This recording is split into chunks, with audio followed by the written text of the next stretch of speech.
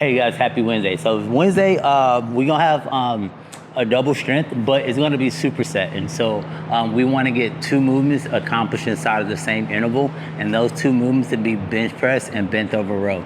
All right, and so if you guys, especially if you guys are in busier classes, to kind of partner up and one person does one while the other person does the other, then you guys can just kind of switch just because time would become a consideration in this situation. So with the bench press, it's a lot of different ways to skin this cat, but like most importantly, like it's simply like how you start.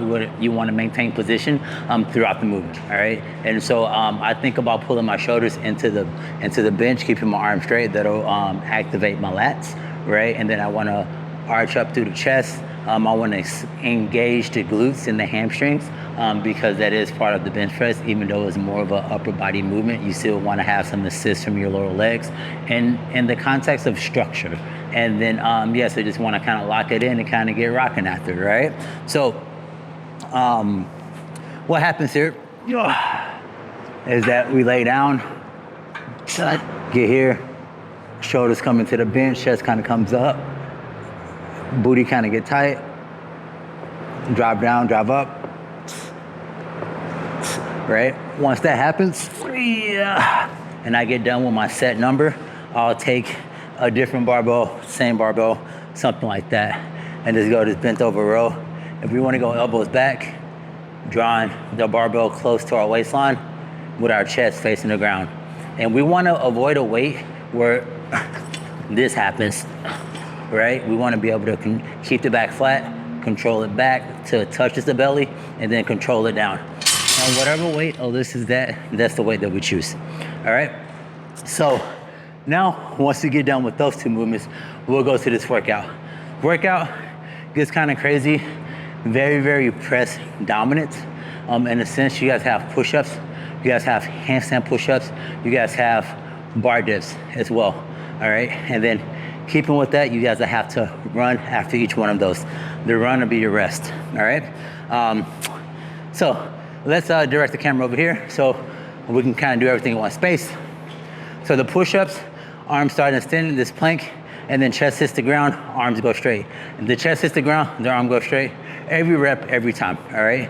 So I'm sure that I try to say it in a way that doesn't leave room for interpretation, but whenever I watch the general population do push-ups, I understand there's a lot of interpretation. But this is kind of what I mean.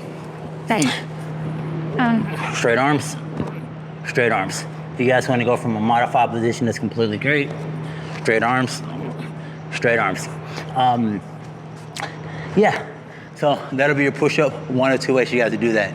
Kipping handstand push-ups, we flip upside down, and then we can use assistance with this movement here. And so that is actually gonna hurt my head if I go upside down with that. So kick up, come down, explode up, come down, explode up. And then the mic almost fell out of my pocket. So that's the Kipping handstand push-up. If you guys want to do handstand push-ups or variations of it, you can simply start with this pike push-up, which is just this downward dog. Head comes out in front of the fingers, elbows draw towards the ribs. That'll a good start.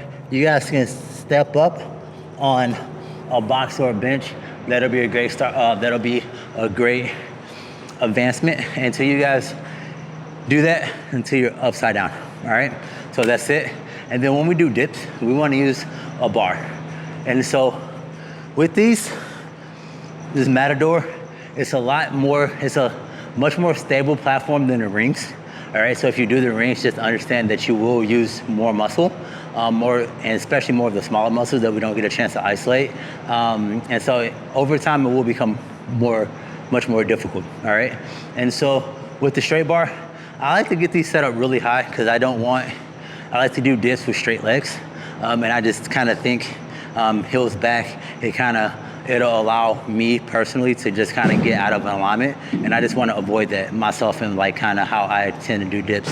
But the one thing that is true when you go down, you want your elbows to drive higher than your shoulder. So you want this fully extended shoulder capsule with the elbows clearly on top of it and not 90 degrees and, you know, not at a different angle. So hopefully I can demonstrate that, all right? So I jump up, right? And then I just come down, elbows higher, then I press out, come down, and then I press out.